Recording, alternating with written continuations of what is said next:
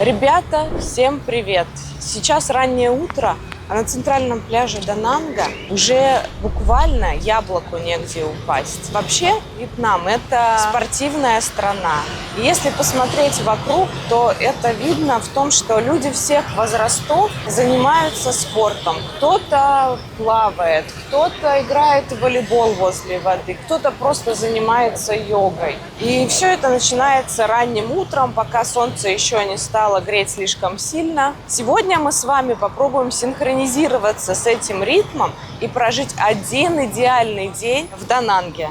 Мы попробуем с вами культовый яичный кофе, арендуем байк, посетим пещеру в Мраморных горах, а также вечером отыщем секретное топовое место, где готовят очень вкусную тайваньскую лапшу.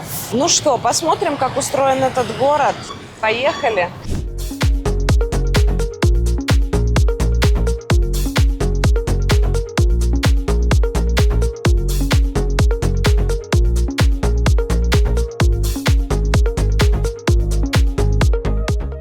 Солнце начинает припекать, и сейчас самое время отправиться попить настоящий вьетнамский кофе. За все время пребывания здесь я еще ни разу не пробовала кофейный фит Вьетнама, яичный кофе.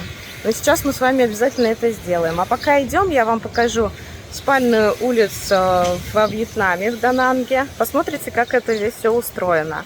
Тут очень много маленьких локальных кафе, мини-маркетов, где-то идет стройка, все идет своим чередом. В общем, оставайтесь с нами, смотрите дальше.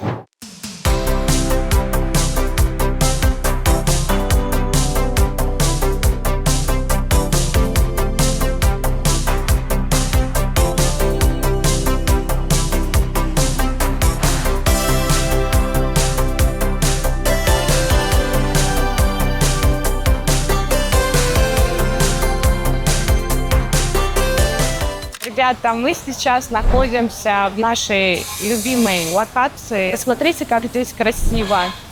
Вокруг очень много зелени, водопады, много прудов с карпами. Такое чувство, как будто ты находишься в диких джунглях, а не посреди душного города. Сейчас нам уже принесли кофе. Так вот выглядит чашечка. Это яичный кофе. Мы его сейчас будем пробовать. Ну а я расскажу небольшую историю, как этот кофе вообще придумали. Рецепт этого кофе был придуман еще в 40-х годах в городе Ханой. Один из барменов решил смешать желток со сгущенкой, так как в то время был жесткий дефицит свежего молока, но было много консервированной сгущенки.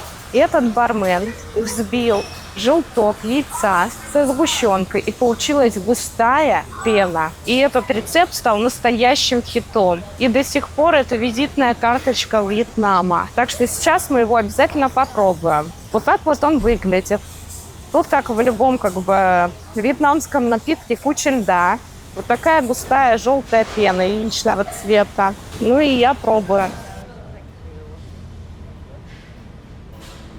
Вкус необычный, чувствуется сгущенка. А пена на вкус такое чувство, вот знаете, очень похоже на крем-брюле. Или, может быть, какие-то вот оттенки кофейного тирамису. Вот что-то такое нежное, десертное и очень сливочное. Кофе очень вкусный. Вообще хочется сказать, что во Вьетнаме я вообще большой любитель кофе, я уже обошла много кофеен, и я могу сказать, что во Вьетнаме нет места, где не вкусный кофе. Здесь везде очень вкусно, и все виды кофе, которые я пробовала, мне очень нравятся. Тут преобладает сорт робуста во Вьетнаме, они выращивают, они именно славятся этим сортом.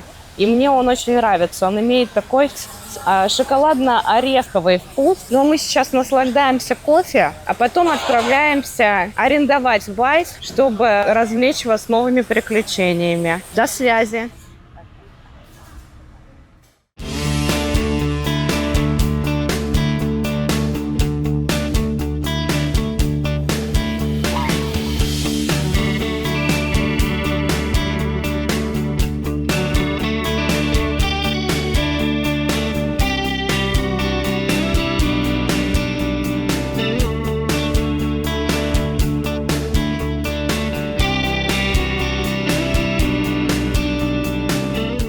Ребята, мы арендовали байк. Вообще во Вьетнаме байк – это свобода. Но если планируете путешествие на большие расстояния внутри страны, то есть способ путешествовать гораздо комфортнее. Например, между городами во Вьетнаме удобно передвигаться на поезде или на слип-басе. А билеты на них можно купить на сервисе 1-2Go. Там есть вся необходимая информация, расписание, цены, пересадки. И, кстати, 1-2Go работает не только во Вьетнаме, но и по всей Азии. А если вы только планируете ваше путешествие или просто ищете место, где остановиться или как лучше организовать ваш отпуск, я вам рекомендую зайти в Яндекс.Путешествия. Там очень много хороших вариантов отелей на первой линии у моря. Все необходимые ссылки на проверенные ресурсы я оставлю в описании под этим видео. Ну а мы надеваем шлемы, выезжаем на шумные улицы Дананга и отправляемся в Мраморные горы, к самому мистическому и необычному месту в этом городе.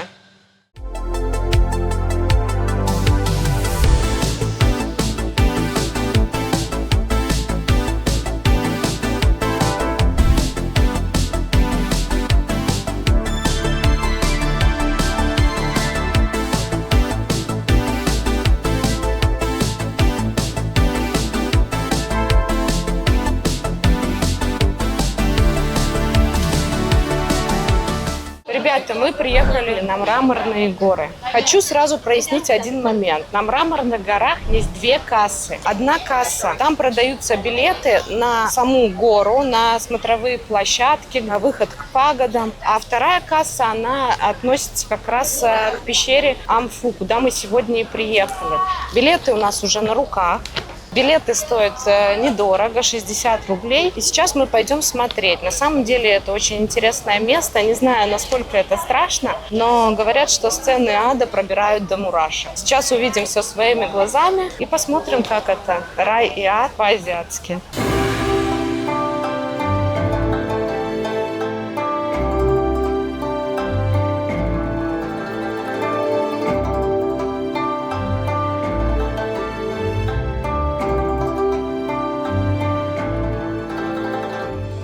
Ребята, мы сейчас у входа в ад. Атмосфера здесь, хочу сказать, такая жутковатая. Посмотрим, что сейчас будет дальше.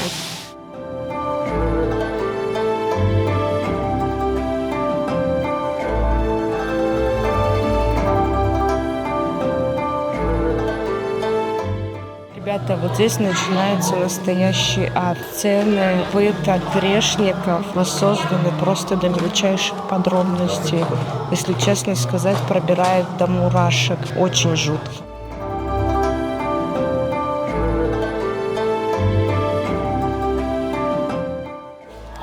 Ребята, спускаемся сейчас в ад. Вы посмотрите, как здесь страшно. Просто обожженные стены, покрытые влагой, крутые ступени, и пещера уходит все ниже и ниже. Очень атмосферно. Любителям хоррора здесь бы понравилось.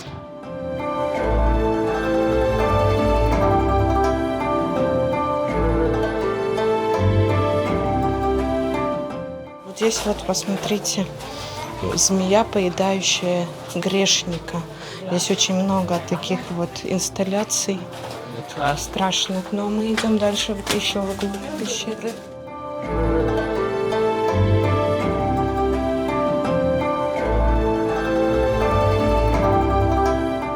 На самом деле атмосфера такая реально, как в аду. Вот тут снова инсталляция с пытками грешников.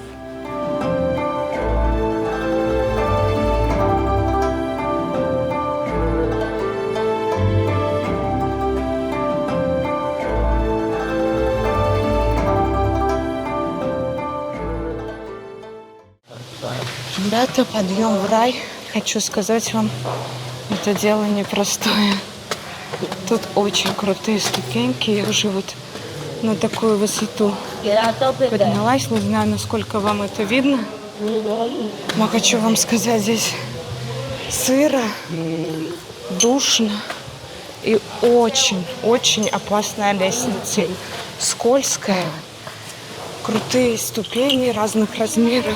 Поэтому, если соберетесь посетить пещеру Анфу, а уж если решите все-таки подняться в рай, я вам рекомендую одевать очень удобную обувь.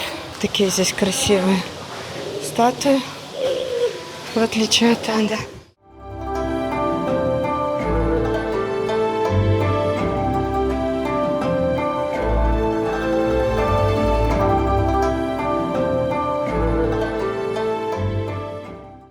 Фух, ребята, мы это сделали. Вот мы и в раю. Подъем был очень мощный.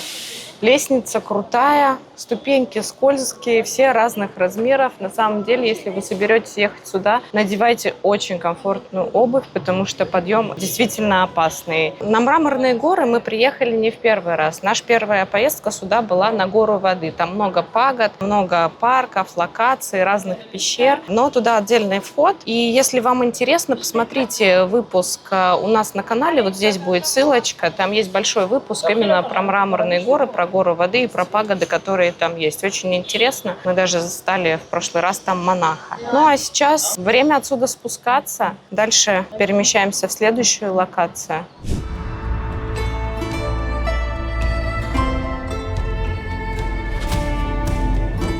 В самом центре, между дорогой в ад и ступенями к раю, вас встречает статуя Мугаланьяны. Это великий учитель и проводник, чья сила способна облегчить страдания душ и указать путь к спасению. Оказавшись на этой развилке, вы сразу услышите гипнотическую буддийскую мантру.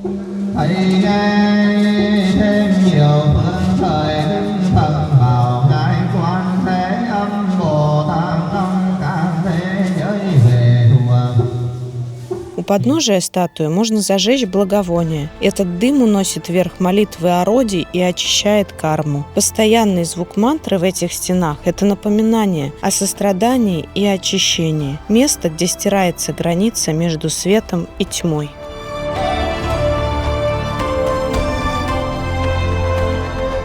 Ребята, вот мы вышли из пещеры. Что хочу сказать. Пещера Амфу обладает определенной своей энергетикой. Это очень интересно. Здесь воссоздали буддийский рай и ад. Внутри очень крутые подъемы, лестницы, пещеры. Все это очень мокрое, скользкое. Если вы сюда поедете, обязательно обувайте удобную спортивную обувь, берите с собой воду, ну и обязательно посетите, потому что пещера Амфу того действительно стоит. Это такое специфическое место, которое я вам рекомендую посмотреть. Ну а мы уже проголодались, дело близится к вечеру, и мы едем искать кафешку, в которой готовят топовую вьетнамскую лапшу. Пойдемте с нами.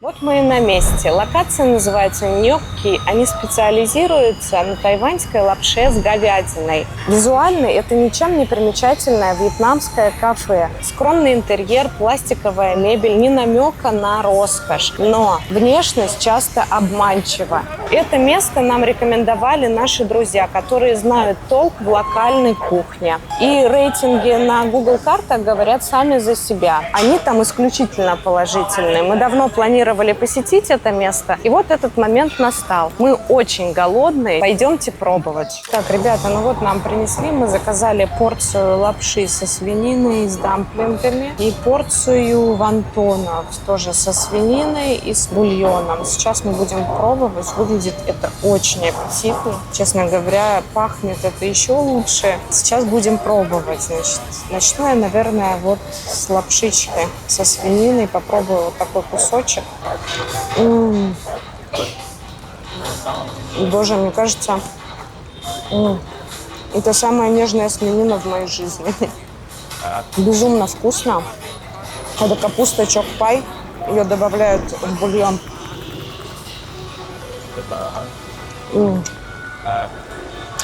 Очень вкусно. И что у нас здесь? А здесь у нас не просто свинина, а свинина такая, приготовленная на барбекю. Вот так вот выглядит кусочек.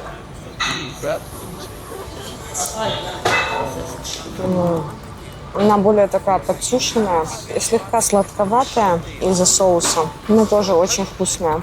Ну, давайте попробуем вонтон. Вонтоны похожи чем-то на наши пельмени, но более нежные. И свинина такая сочная, не жирная, прям супер. Для любителей лапши это, наверное, идеальное место просто. Настолько вкусно. Я сюда, наверное, буду приезжать теперь каждый вечер.